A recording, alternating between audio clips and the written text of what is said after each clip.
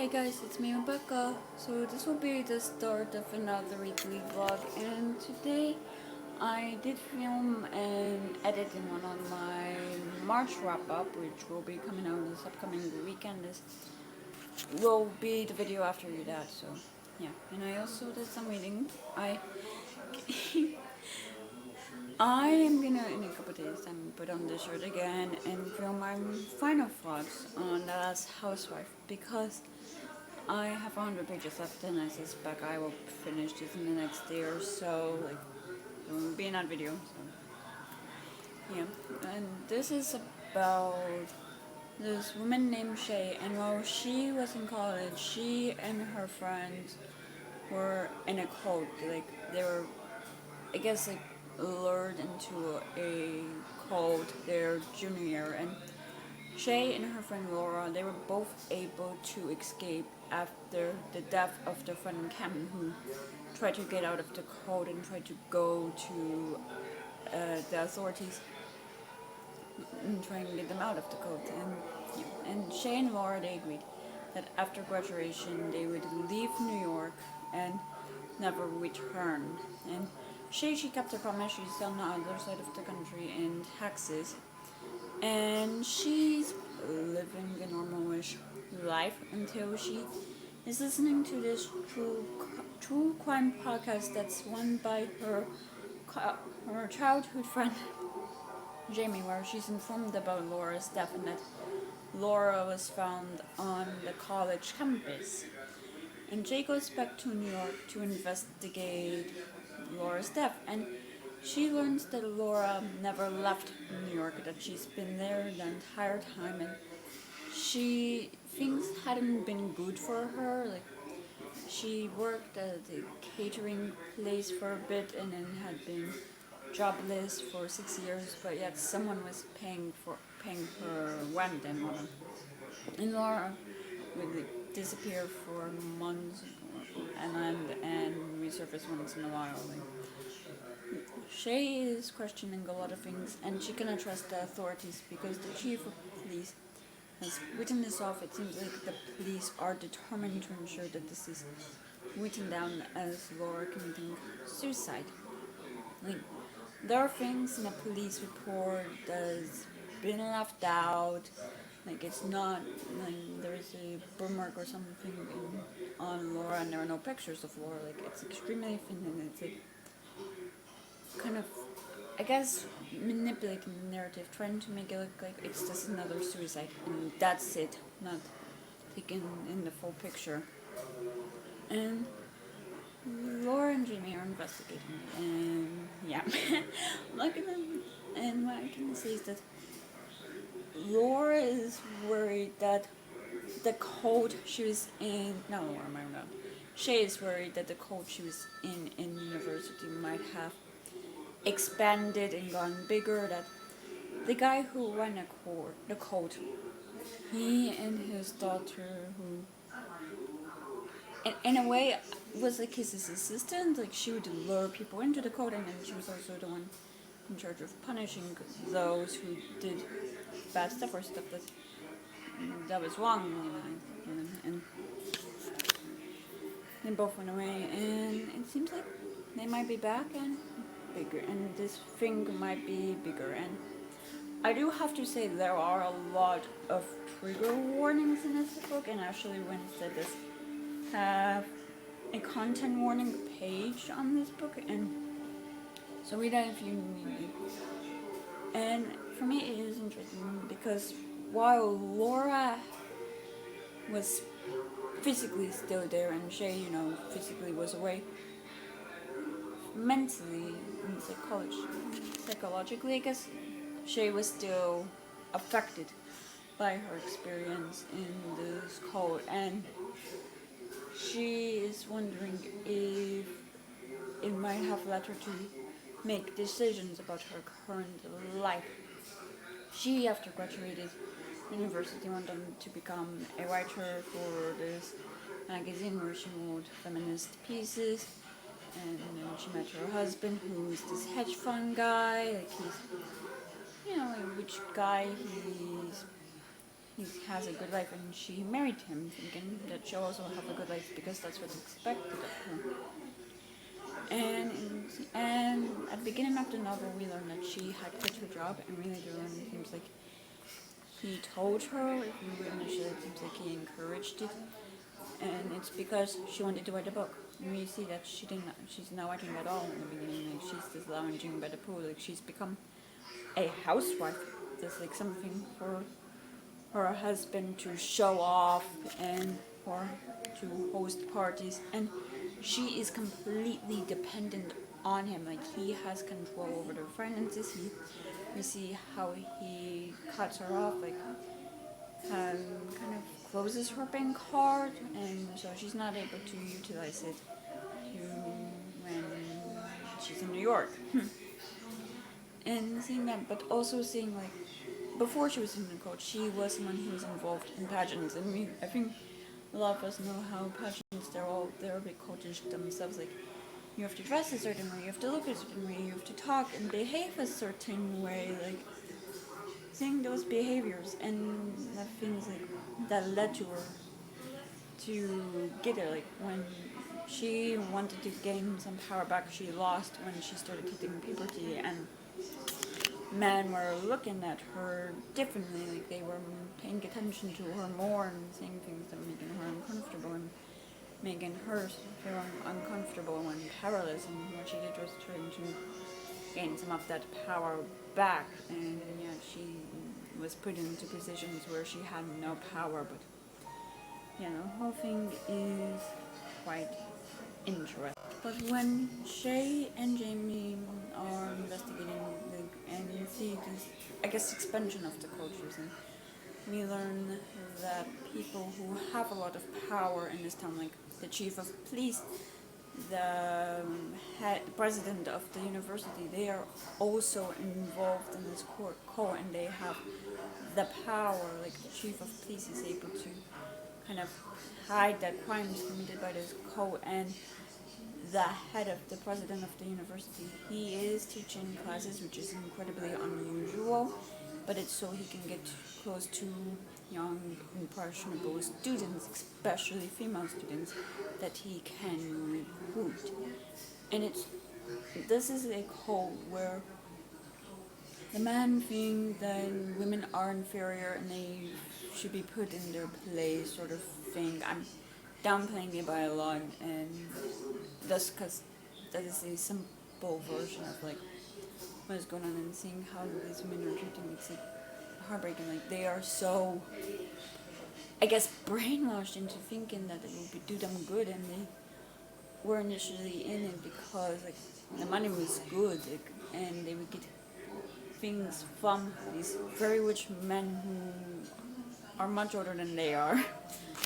So yeah, seeing that and seeing like for me it's like seeing how Shay's mind is working with the whole thing and has been working this whole time. And that's probably the most interesting aspect of this novel. And what I do find interesting is the way that Shay's story is being told. Like she's telling us her story through these recordings she is doing with Jamie for his podcast. Like we learn her time in the code through these recordings and her childhood and the way that her childhood influenced them, like her father leaving and later learning that he never loved her, he never loved her mother and her mother's previous relationships, how her mother was like obsessed with being married and really looking like a good Texan woman and good woman in general. Like, the whole thing, you kind of get a better understanding on how Shay was like,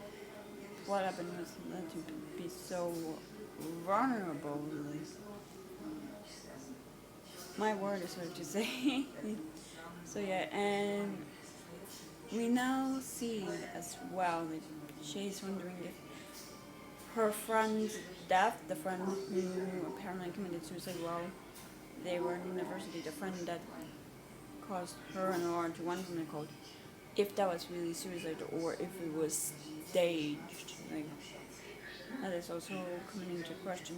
It probably should have been a question the entire time, in my opinion, because the fact both of her friends hung themselves is quite a bit like not coincidental, but it's a big coincidence. So yeah. But yeah, I think that's all for now. So I'll see you when I. So it's the next day, and I've done some work and whatnot. I did finish The Last Housewife, and I did film the remainder of my March wrap up. Thankfully for me, the weather is just as gloomy as yesterday, so I shouldn't really have any issues with like lighting or whatever. But yeah, but overall, I definitely like this. I definitely like the ending was very suspenseful and that like I was like kind of on the edge of my seat, worried about what would happen next, if Shay would get out of this situation alive and all that. There is something like a plot twist that I'm not gonna mention, but it kind of starts Shay really wanting to save someone and to really unravel what happened. And she now knows that Don is the person behind this whole thing. He is who the other Patters call the philosopher, and he's the head of the whole thing. And Shay and Jamie, they plan to infiltrate this party that he's gonna be hosting. Should I mention who a big player is? Anyone know that? But Jamie, throughout his entire novel, he's had hope that if he goes to the governor of New York with this, then maybe the governor can do something. Apparently the governor made some promise to take down the culture, figure out what was going on with these missing women. And it turns out the governor is involved in this cult. And Don's hosting this party at something called Hillstop, which is like a house of a lot of the women involved in this cult that the daughters wish to go. And the governor is gonna announce some initiatives like that he's gonna go with his second re-election.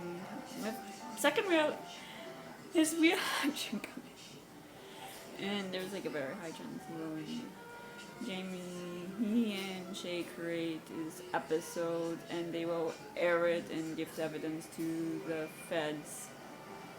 Once Shay and Jamie infiltrate this party, once Shay's gonna try and save this person she wishes to save, and unfortunately she's unsuccessful, and we see how what happens when she re-encounters Dawn after all of this time and the whole thing. And really we see how members like who happen to have a lot of power are involved, and we do see the aftermath of it, like how people were facing consequences, how there's a lot of questions, a lot of unknowns about the future, some things, and really wondering like those who have power and wealth, like, I guess there are certain actions they do, and if they should be like somehow held responsible, if someone should hold them to responsibility to behave, I guess. And at the end of the novel, she has this opportunity to either let Dawn be arrested by the feds and get like, I guess the proper justice that she was taught that she should allow them to be tried in a court of law and whatnot. But she knows that Dawn, who has power, who has wealth, who has privilege, like he isn't gonna get much, and as well, sooner or later he will be back on his, he'll be out, and the whole thing will start, and she will continue to be afraid of him as long as he's alive, and so she has this opportunity to either hand him over to the feds who will give him the justice she was taught she should allow him to have, or to take matters into her own hands and get the justice that she deserves and finally regain some of the power she has had to allow those who did have bear responsibility for actions to actually have consequences, when previously she was the one who had to deal with the consequences. And yeah, I mean, some of the consequences she had in the past, and they were just still. And she chooses not to do that. She, like, the thing is that she has Don on his knees with an axe to his foot. The feds and Jamie are there, and Jamie's trying to talk to her, and it's almost like she's a feral animal, and he's trying to calm her down and make her see sense, and yeah, just calm her down, and it's like and yeah, she decides to kill Don, and that's when she finally feels free of the whole thing, and yeah, and she's dealing with the consequences, and now they are trying to record another podcast episode to really show the people Shay's side of the story and really help her get her charges dropped because she is facing 22 life in prison because of the fact she killed Dawn in the way she did. Like it might be self-defense in some ways, but in the eyes of court it isn't self-defense because he wasn't actively attacking her. Like, the FBI agents who saw him, they saw this man on his knees and that's it. So yeah, and she did finish her manuscript, so that's what she's going to be reading out loud. And overall I did enjoy this, and I gave it 4 stars. And well, I would say enjoy. Again, enjoy is not the right word for this novel, but for me it's just really interesting seeing like the mindset of a person and seeing like how they could be involved in something like this, I guess.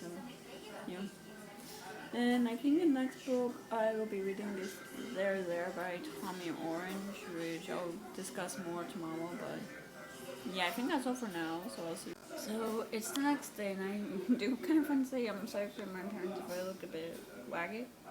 I just got back from a walk, and it is a bit windy, so yeah. Anyway, I didn't really go anywhere, I just walked in my neighborhood, but like I said yesterday, I did start There by Tommy Orange, and with this one is we follow these 12 characters from native communities all traveling to the big Oakland powwow, all connected to one another in ways they may not realize.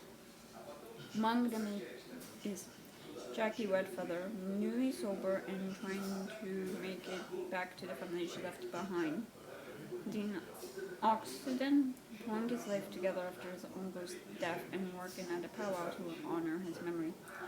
14-year-old Orville coming to perform traditional dance for the very first time.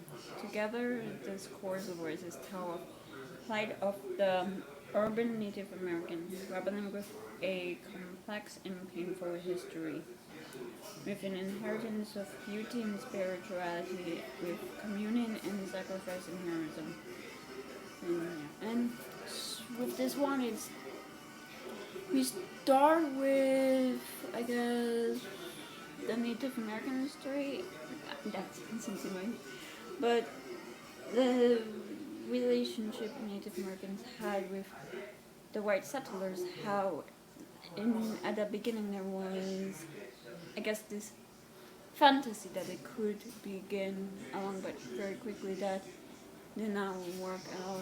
The white settlers quickly took over the land the natives lived on, and we see how they were hunted almost like they're not even human. And even after they're killed by the settlers, like by the white people, really they're not treated as human. Like their heads are treated like soccer balls, and it's very dehumanizing. And we do follow these different characters. We do follow, and we do follow him as he is trying to get this grant to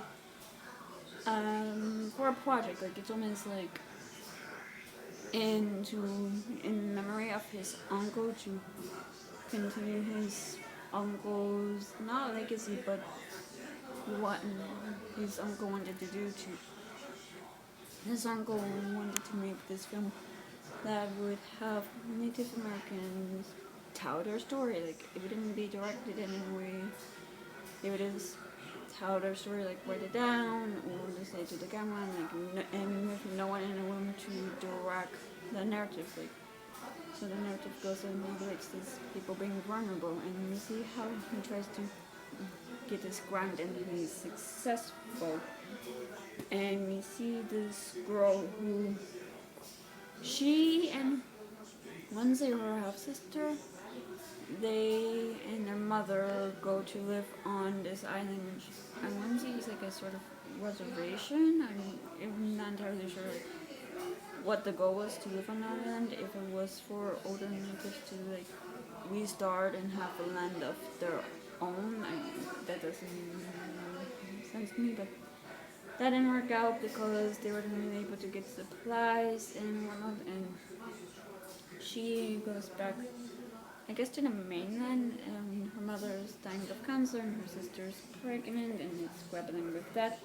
We do meet a man who's obsessed with the internet so much that he's scared more about like the how he portrays himself online and how he is in his real life. Like online, he makes himself look so much better than he is in real life. Like he's successful, he's thin, and with that one, I do have to say, talk about weight and anything of that sort affects you. I'd like to be aware of that because this man, like he and his mother seem to have, like, they get along, but it seems like his way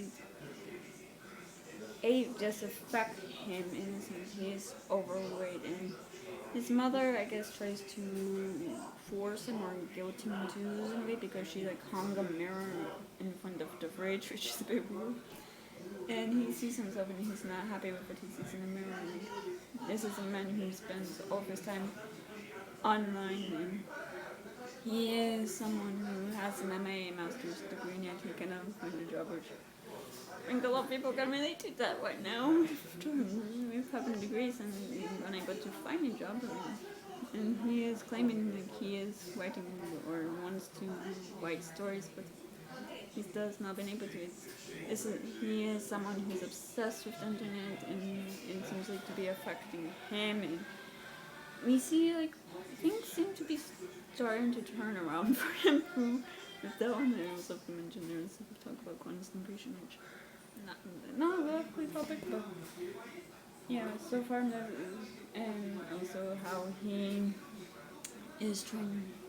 he's been trying to like find his father. He is half Indian, half white, and I guess when he has had to prove to himself and to others that he is Indian enough, despite of the fact he isn't like fully Indian, he is still Indian. I don't know. It's just reading these different stories, these different narratives, is quite interesting to me, and I do like where the title There came from. It is mentioned a few times, and from my understanding is that when on page 38, Dean is talking about like how he met this guy who read a book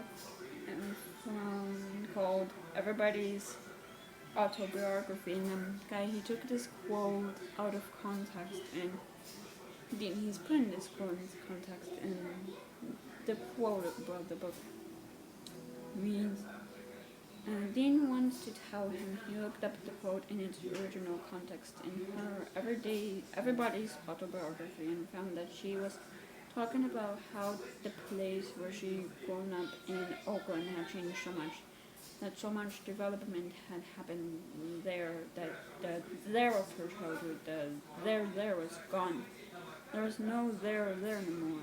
Dean wants to tell him it's what happened to Native people. He wants to explain that they're not the same, that Dean is native, born and raised in Oakland, from Oakland. And it's like, the natives, they are part of the land, even if the original land it came from is no longer, like, it's been taken over by these white settlers and been developed into housing, into the cities. Like, things have changed and there's no going back. And it's not about I don't know if it's like about reclaiming the land, I don't know how, but feeling that feels like, I kind of do understand the title, and I just find it interesting. So, yeah. Yeah, but so far I would have to say I am intrigued to see more of the stories and see more lives of these people. Like, I don't know, that's very much intrigued.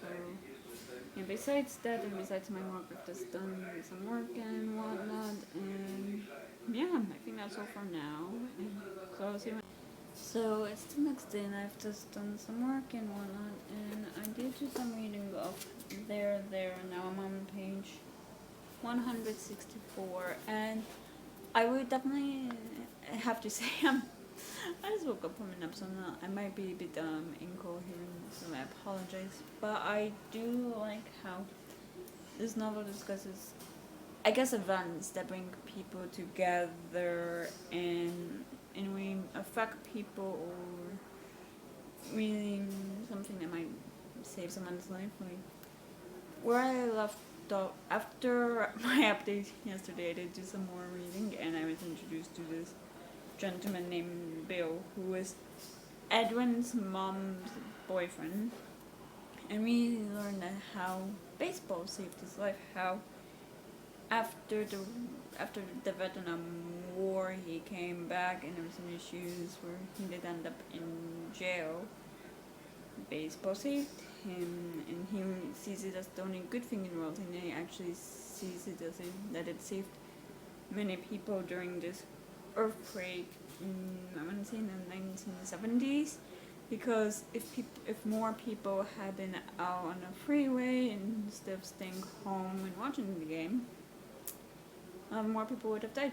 And he is in particular a big fan of the Oakland Athletics. Like, most of his chapters talking about how they had good years, like in the 70s, and then ever since it's just not been the best. And if that it is baseball is something that does bring people together, like sports do bring people together.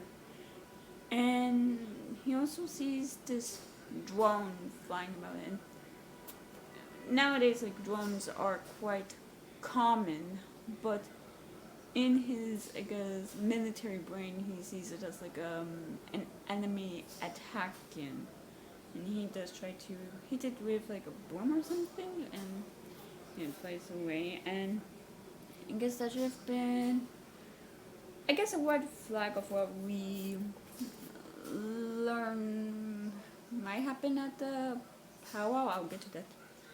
And we also meet Jackie in present day. She was the sister to Opal, who was a girl who was on an island in the 1970s. Alchorus, I believe that's how you pronounce it. I'm sorry if I butchered that. But that is mentioned, and I did look it up, and it was interesting to learn more about what exactly that was. But in present day, we see how Jackie is at this, I think, suicide in the Native American community, I think, is sort of conference.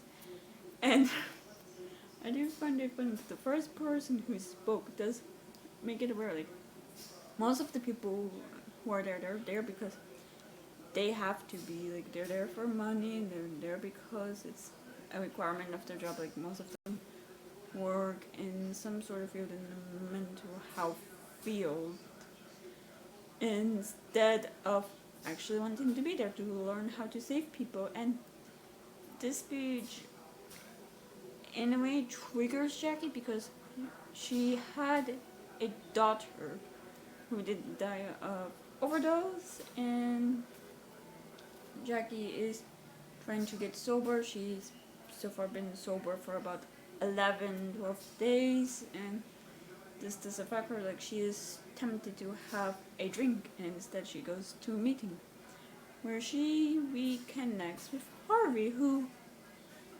Harvey is Edwin's father, who he's reconnected with, or is gonna reconnect with at the powwow.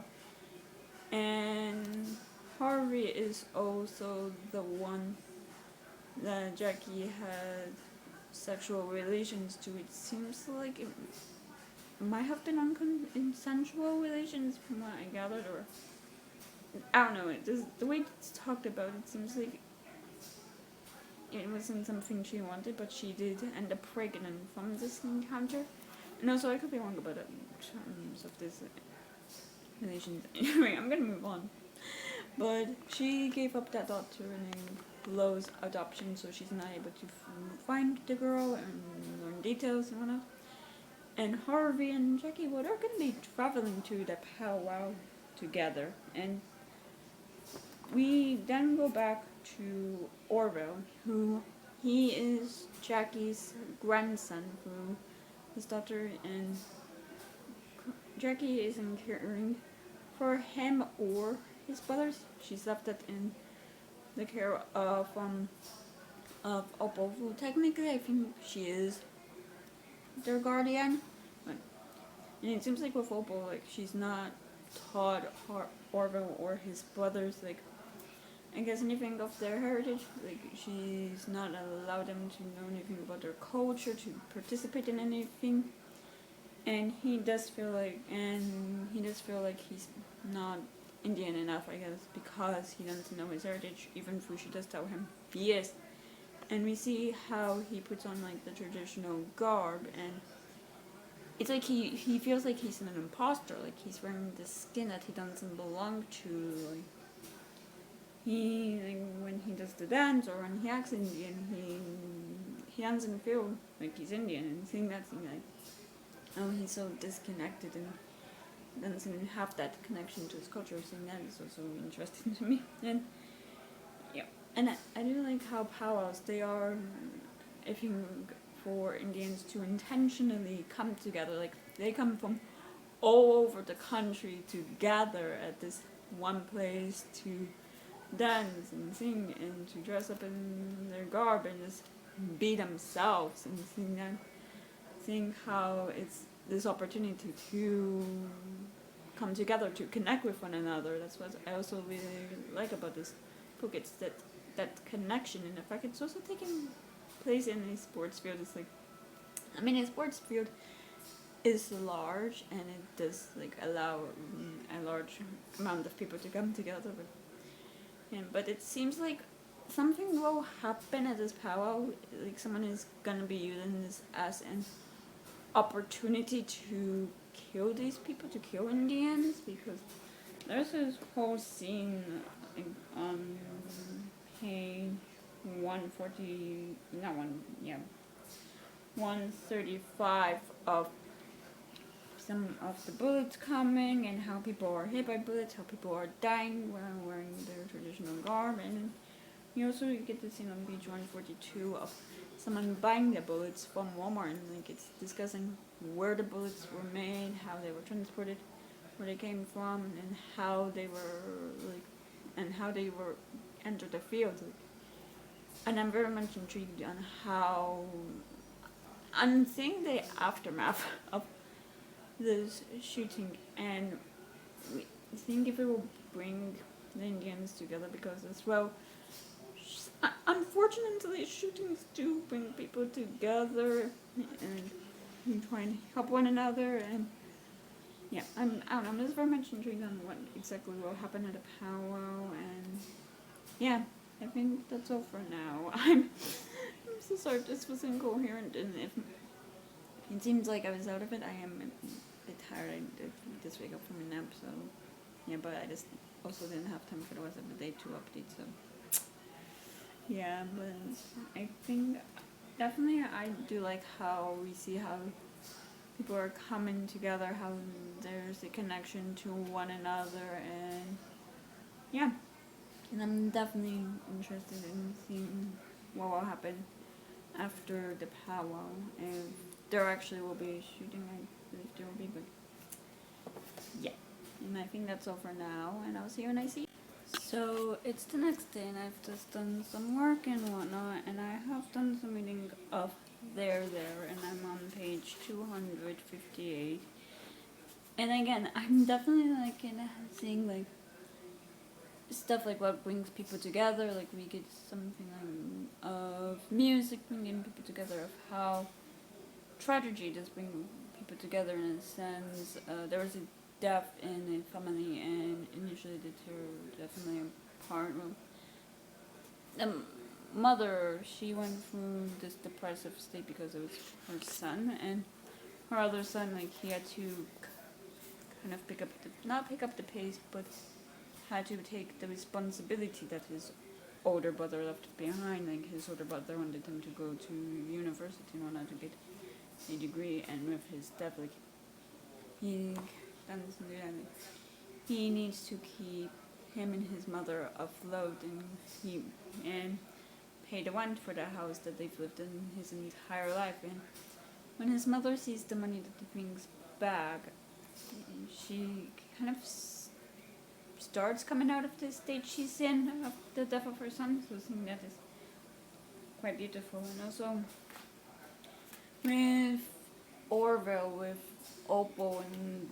the chapters of that family, they mention a few times about the spider legs, how they're pulling spider legs out of their skin and whatnot. And I don't know why I was taking that as like a metaphor for cancer or something, like pulling negativity out, but I did look it up because I was really curious, and apparently it means it's like a transition, like into adulthood and emergence of native culture and the potential for both home and something about a trap within native culture, and seeing that is quite interesting. And we do learn that Opal, she purposely kept Orville and his brothers away from native culture because she thinks if they are, no, I'm gonna put my last native, like it might help them like to the west of the world. There are those people with brown skin, like we see an example of someone who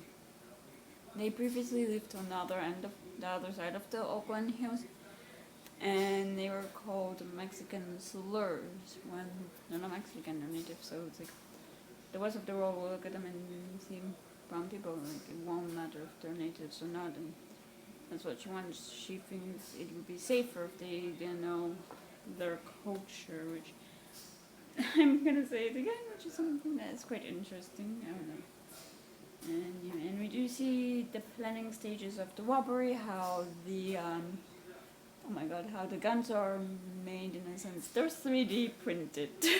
Which, but yeah, the robbery is gonna be taking place at the powwow because apparently there will be money, like reward money of some sort. Like I guess people to win. I gathered, and so one of them is doing it to support himself and his mother, like, and yeah. And we do meet Jackie's daughter, I should say, Blue, as she's leaving Oklahoma, leaving an abusive marriage to go back to Oakland for a new start. She is the coordinator for the entire powwow event we later learn later on. And seeing how she and Edwin are like talking and getting along, and they did go on one singular date, but Billy realizes this isn't gonna work. Like it's a bit funny considering the history with their birth parents, I guess. Like I'm not sure what to say about Edwin's father in that way because he was never part of Edwin's life. But yeah. When we learned that Jackie, she went to Oklahoma in search of answers. She wanted to see if she could find her birth mother, and then all I led her was to Paul, her husband, who wasn't abusive, and she is running away from him, and we see as she is running away from him and how her friend tries to help and the whole thing. And there was a quote in here that was very interesting. It's from one character, Thomas, who, and his feelings about being a mixed man, a man who is both white and Indian, and the quote is on page 216. I'm just flipping to that myself. I really need to try that. But the quote is, "You're from a people who took and took and took and took, and from a people taken, you're both and neither." And it's like,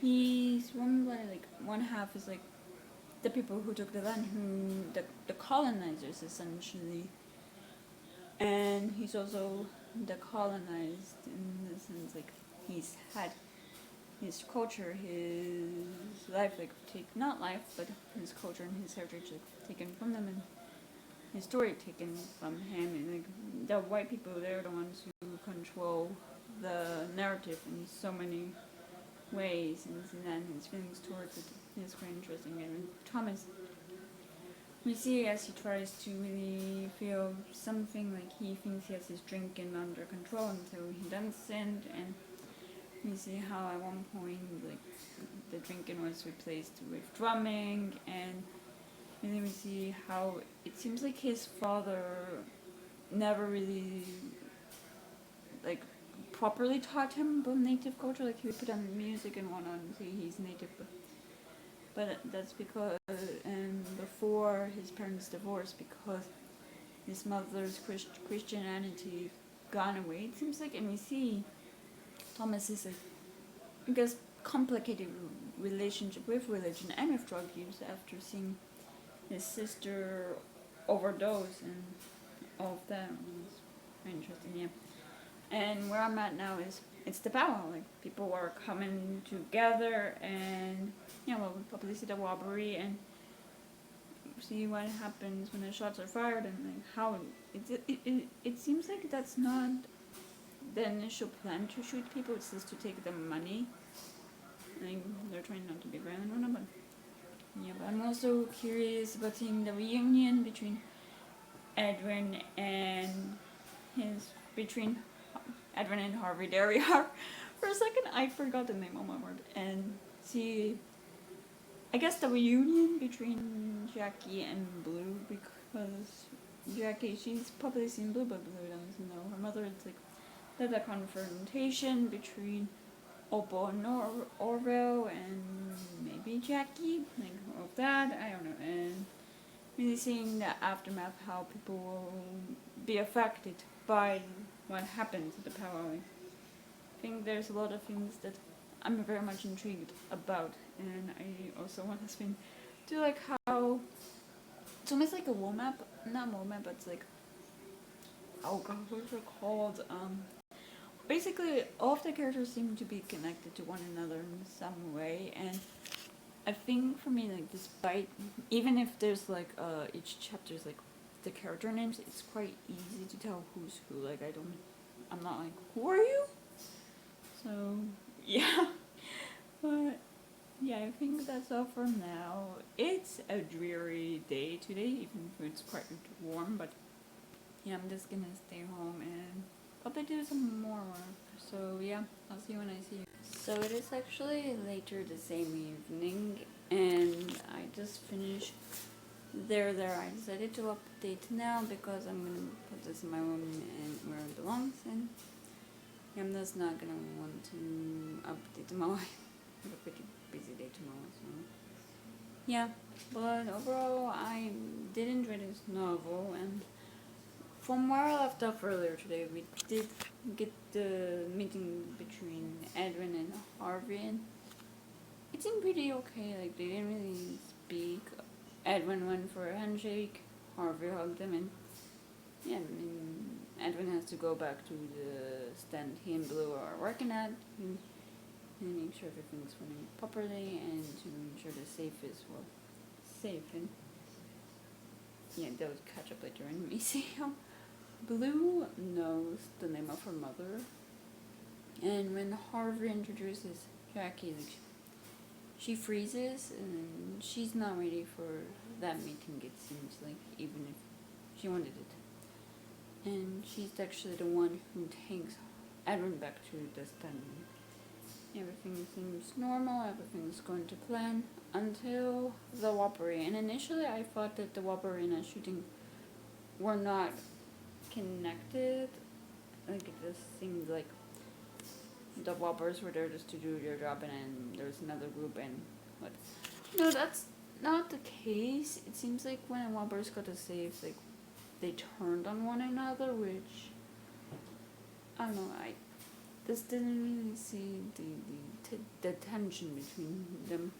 Like prior to that, which I would have liked to see a bit, because it kind of felt like it came out of nowhere. Like it was quite sudden, them shooting at one another, and Like the shots would miss and would hit innocent bystanders. Like Thomas was hit, and so was Orville. And with the West, it's really focused on Orville, like kind of being shot and the reaction to of his family and hoping he survives. And with Orville, when he's hit, he is trying to live and breathe. And you could feel, and with everything else, that you could feel the fear of how the others are feeling. Like when the shooting starts, and Orville's need to live and breathe, and how with some of them in Thomas, he wasn't denied that what's happening is actually happening, and he did stand up, and instead of like lying on the ground taking cover, instead he was shot in the throat and he didn't survive. And we see how Bill, who's quite a minor character, like I think we had one other scene with him, how he was shot a couple of times and he died, and the whole thing, like we can see the fear in people, but also I guess the acceptance that what's happening is happening. Like with Thomas, the acceptance of what's happening, and I think he's no longer afraid of hell and whatnot. And Bill having to accept what's happening is happening, and having to let go of everything. But also, and I guess aftermath, we see the hope that the loved ones of the victims have, like how Opal is hoping that Orville will survive, and if he doesn't, that will kill Jackie. How we see people hoping they survive, and with Blue and Edwin, like Blue thought like maybe she should have gone to a hospital closer to where the power was happening, but instead she went to the hospital that they went to when Edwin was shot in the stomach, because that's the hospital they knew. And it seemed like there was a choice with the nurses on who to help first, because Orville and Edwin got around at the same time. And with Opal, we see how she is praying something she's not done since she was a little girl, and I don't know, it's like, I guess in a way reconnected herself to her faith, to her heritage with it. And yeah, I think it's quite, I guess, open-ended, the fate of these characters, who it seems like it will be a positive outcome for some of them. So yeah, overall I did enjoy this, and despite the fact I did find like the shooting to kind of have come out of nowhere, like was implied that the guns were supposed to be used like to scare other people rather than to use on one another. I did like how people had come together to celebrate their heritage, and as well how they have found their connection to their heritage, to and acceptance to who they are. And yeah, overall, I like this novel, and I'm giving it 4 stars. And the next book I'm gonna start is Piglet by Lottie Hazel, and this is about this woman named Piglet whose life has turned out, who's rather pleased with how her life's turned out. An up-and-coming cookbook editor at a London publishing house, she's got a lovely, loyal friends and a handsome fiancé kid whose verified family she actually most of the time likes, despite their upper-class eccentricities.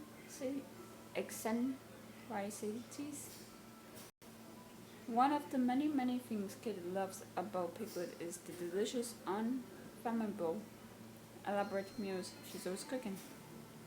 But when Kid confesses a horrible betrayal 2 weeks before they're set to be married, Piglet finds herself suddenly hungry.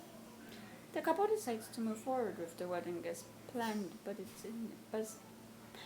as it nears, and Piglet balances family expectations, pressure at work, and her quest to make the perfect cake, she finds herself increasingly unsettled, behaving in ways even she can't explain. torn between a life she's always wanted and the waverness that comes with not getting what you want, what you know you deserve. Piglet is, by the day of her wedding, a mess, but also ready to look beyond the lies we sometimes tell ourselves to goodbye. And I'm very much intrigued about this one, and yeah, I'm sorry for that. In terms of reading the synopsis, not the best lighting right now, but yeah, I think that's all for now. I feel like I'm using it because I'm quite tired, and it's the current time of night where I'm about to go to sleep, so yeah. But yeah, I think that's all for now, and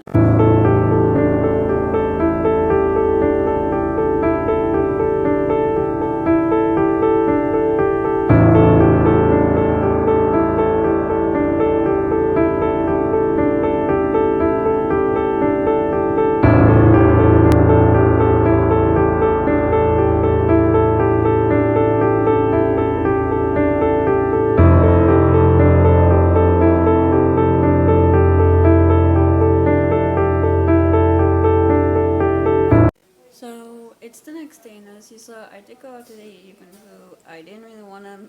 It's the first day of my. It's the first day of my time of the month, and my grams are. But it's also the last nice day for about a week because today's Friday, and today's Friday, and I think until Wednesday they promised rain. So, but it was very beautiful, quite warm, and as you saw, I don't think you saw. I did because I didn't really get many clips. I'm not sure what I got exactly, but I did go to a library book sale where I did get 2 books. I'm not really in the mood to give a synopsis to either just because I'm quite tired. But the first book is Black River Orchard by Chuck Wendig. I believe this is about this town, and if you eat an apple there, like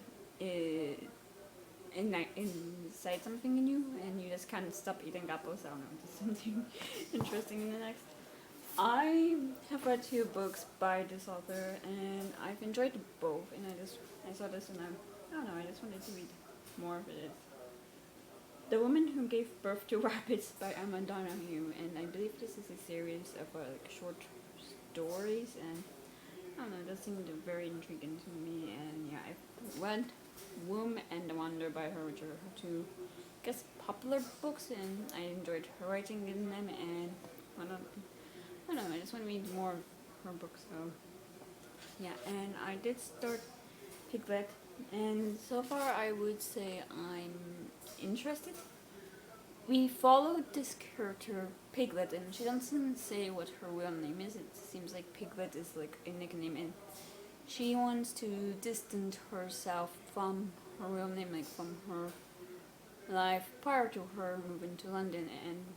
And Piglet, on the outside, like she looks like she's extremely successful in life. Like she has this incredible job, this incredible fiance, and she and her fiance just bought a 3-bedroom house in new build. Like on the outside, it seems like she's gotten everything she'd want, and she's extremely successful. And yet, we see how Piglet, like she is at times unhappy. Like she craves being alone sometimes.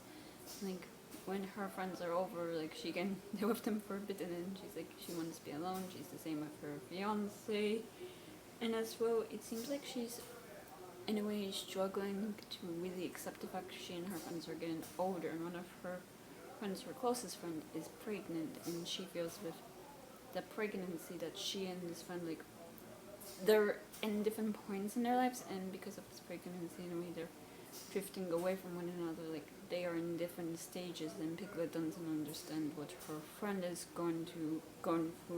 She doesn't understand this new change in her friend's life, and we does scare her. And as well, we see how Piglet, like, anyway, she's almost embarrassed by her old life in her old town of Derby. Like, from what I understand, her family was quite middle class, and her fiance's parents seem to be quite upper class. Like they go golfing, they are able to afford private, what's it called?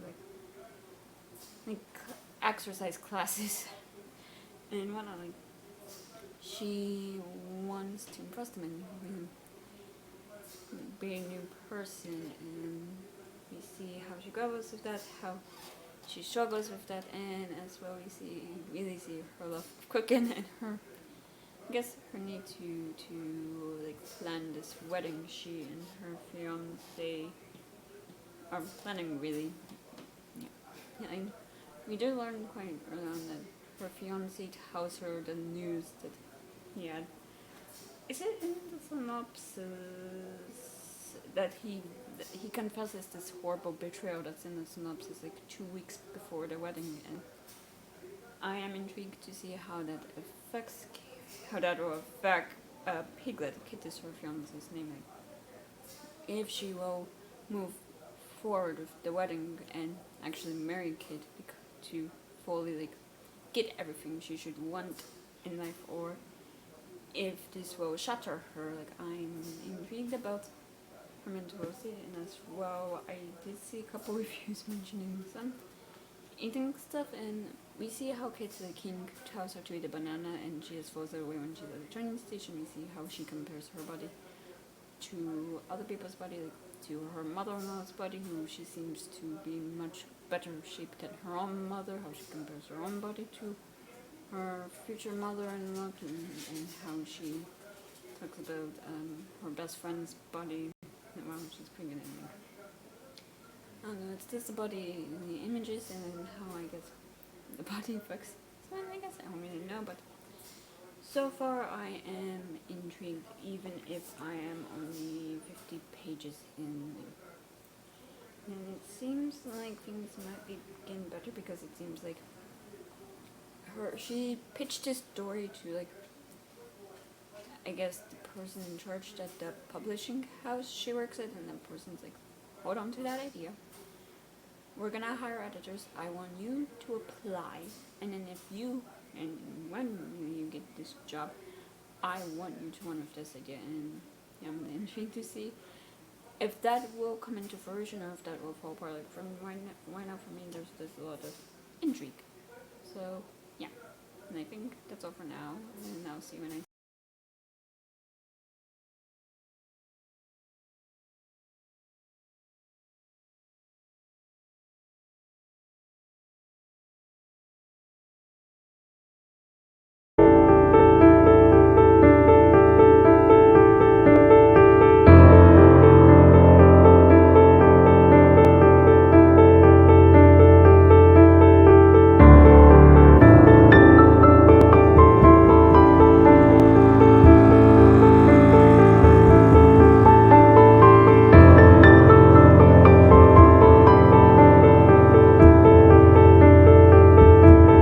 So it's the next day, and as you saw, I did go out today. I just went to this like a seaside town in my state called Essex, because they're doing a library book. So I thought about it because I think I've mentioned this website on my channel before. I used this website called Book Sale Finders, where it allows you to find library book sales in the US and select the state you're in.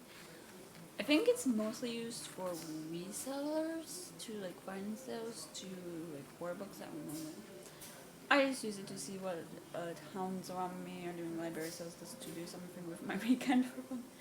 I don't know, but and I do enjoy going to Essex just because it's such a beautiful town. Like, it's touristy, like it's maintained to look very presentable and upper and whatnot, like for tourists, but still very beautiful. Like, in with the clouds, it's like, I guess, a seaside town in the UK. Like, this is beautiful.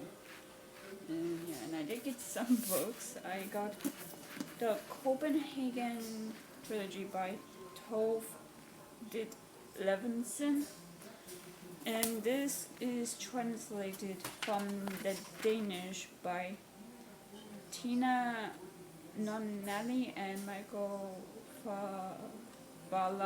Gomen. I'm sorry if I butchered those names. But this is about one woman's journey from a troubled childhood in working class Copenhagen through her struggle to live on her own terms. This trilogy is searingly honest, utter, immersive portrayal of love, friendship, love, ambition, and the terrible allure of addiction from one of Denmark's most celebrated 20th century writers. Yeah, there are very interesting things about this, and I think you should check it out. The next book I got was Spring Snow by Uko Mishima. I did not check if this has a translator. I mean, probably should. But God. What made me say, oh god? Yikes! It looks like the spine is coming off. Yeah, I did not know that. This was translated from the Japanese by Michael Gallagher.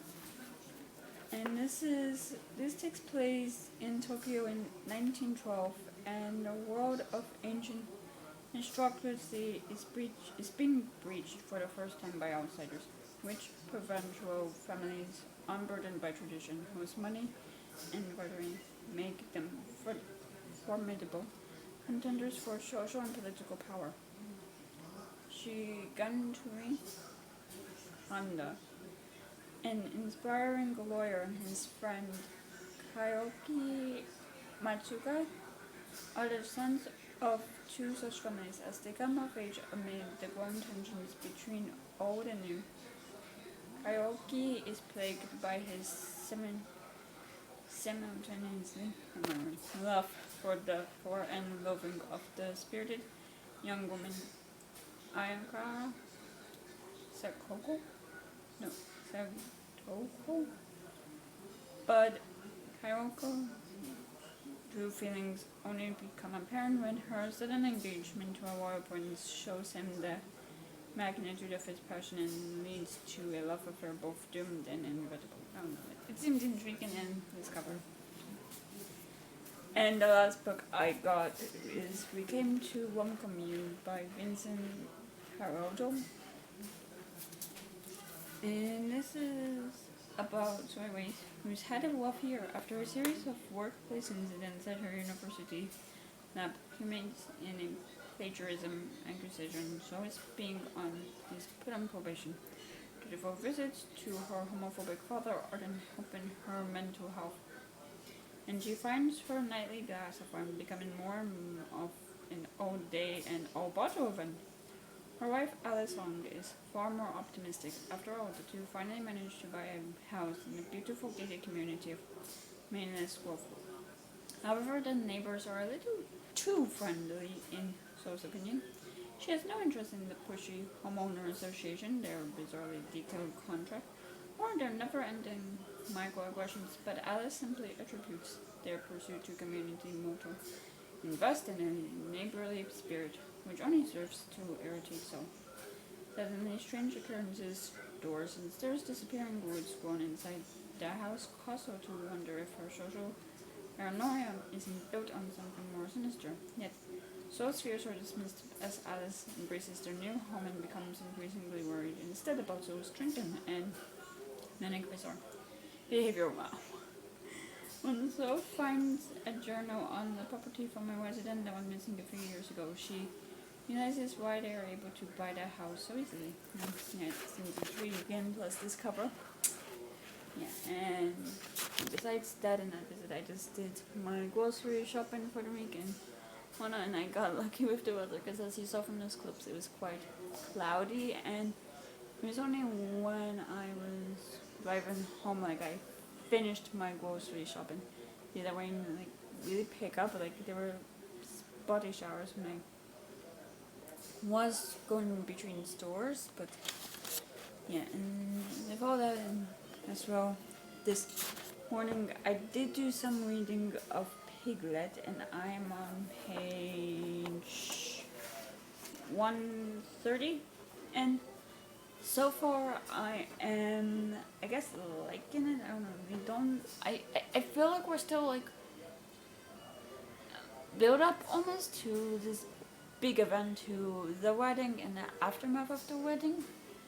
Like, we are really getting to know more about Piglet, her relationship with her parents, and really see more about her past. And we see with Piglet how she's almost embarrassed with the fact her parents, especially her father, seem to be very mindful of the price of things, like, and how they seem to be, they prefer to live on the, I guess, more affordable side of things. Like, when her parents visit her when she was living in London, like, she and Kate wanted to take them to these fancy places, and Piglet's father is like, let's go to Pizza Hut. And then they went with steak, and the meal was on Piglet's family. And the steak, I think, was a few £100. I don't know the exact amount, but yeah, it didn't seem like Piglet's family was happy to be spending that kind of money. It seems like Piglet, she wants like an image that she's this rich individual who's extremely well off, is able to afford all of these fancy luxuries instead of being mindful of money. Like, yeah, and I do have to say, with this book, if eating disorders trigger you or anything, I mean, say be aware of that when entering this book, because we learned that Piglet, she got her nickname because she was always eating as a child. She never wanted food to go to waste, and the nickname apparently not. The nickname didn't come from a specific incident, but her father brings up a specific incident where she ate her sister's birthday cake, like her 13th birthday, and left a slice, and the sister wasn't really able to get that. Like, it made it seem like Piglet was so greedy that she didn't know how to share, when apparently Piglet remembered that differently. It's her sister, it seems like, was going through an eating disorder of some sort. I don't see, I want to say, I could be wrong, but she didn't want to eat the cake in front of everyone. Like, she was extremely, I guess, self-conscious about it, or just was scared. So Piglet did it by doing her this favor. And with certain behaviors, I would say Piglet herself has a eating disorder in a sense. Like, she binge eats. Like, this is an incident we see after she learns about Kit's betrayal, and she makes them dinner, and he decides, oh, he's not gonna eat dinner, he'll save it for lunch tomorrow. She eats that his oh my god, his, what's the word I want to say? His portion, my word, of the pasta. And as well, we see her at this restaurant living out her fantasy of being this reviewer who orders off these meals, and the wait staff like keep an eye on her to see like if she'll leave a good review, like. And she eats like she eats enough for 4 people is what she was gonna say. And yeah, and she is always like talking about her body and comparing her body to others. Like, after this incident in the restaurant, not incident, but this event in the restaurant when she ate too much, and she like looked at her belly in the bathroom mirror and was like, oh, I look pregnant, and then comparing her body to Margot's, when it's like, maybe with this idea that she and Margot are in the same stage in life when they're not, like the fact she and her best friend are in different phases, like, I guess in a way scares her, upsets her. And as well, she compares herself to her sister, who's much smaller and thinner than she is. Margot's always saying about her, how big she is, like in height and whatnot. And yeah, I don't know, I just find that intriguing. And as well, after she learns about Kit's betrayal, she doesn't necessarily like punish him in a way he does. He wants her to he wants her to be angry and whatnot. And while she is upset and she is hurt, she doesn't necessarily punish him in the way he wants her to.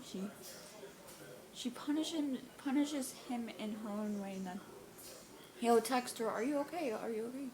Are you okay?" And she'll literally set the timer for 1 hour, and then when that timer goes off, she'll reply and be like, "Yeah." And that is after she's opened a message, shows that she read the message. Like, in a way, she is punishing him, but not in a way that he wants him. I just find that an interesting way, and she doesn't want anyone because she wants everything to look normal. Like, she still craves this fantasy that she has, and she wants this fantasy to become reality. And then to have it becoming reality, she has to marry Kit, even though he did hurt her in this massive way. Like, she's built her life around Kit, and she doesn't know this life really without him. So that's fine. And yeah, she doesn't seem to have anyone until she decides to tell Margot, because Margot happens to go into labor, like, while they're doing the final dress fitting, and Margot's like, "Distract me," and she tells Margot, I don't know, Margot, you can imagine, is like, "What's wrong with you? You deserve better." And yeah, maybe she's right, but I don't know, I think Gladys is so caught up in this fantasy that she wants, that she's willing to let anything go as long as she gets what she wants. And I'm extremely curious to see how that employs on her, and like how things will fall apart and how she'll react in the aftermath. Because I imagine something will happen, otherwise this is just quite mundane in a sense. Like, it's a woman, an adult woman, who is in London. She's chasing her dreams and trying to make those dreams become a reality, and along the way she realizes she and her friends, like, they are in different phases in life and are going through life at different speeds, and along the way she does get hurt, and I don't know, it's just her wanting her life to be a certain way and move on from her past, I guess. So yeah, I'm just wondering what will be happening next. And that will be my next video, because it is a Saturday. I do wrap up my videos on a Saturday, and yeah, that's it for this video. So if you enjoyed it, please give it a thumbs up. Leave a comment below telling me what you've been up to recently. If you want to, please subscribe to this channel. And if you want to follow me on any social media, all those links are in the down bar below. I'll see you guys next time.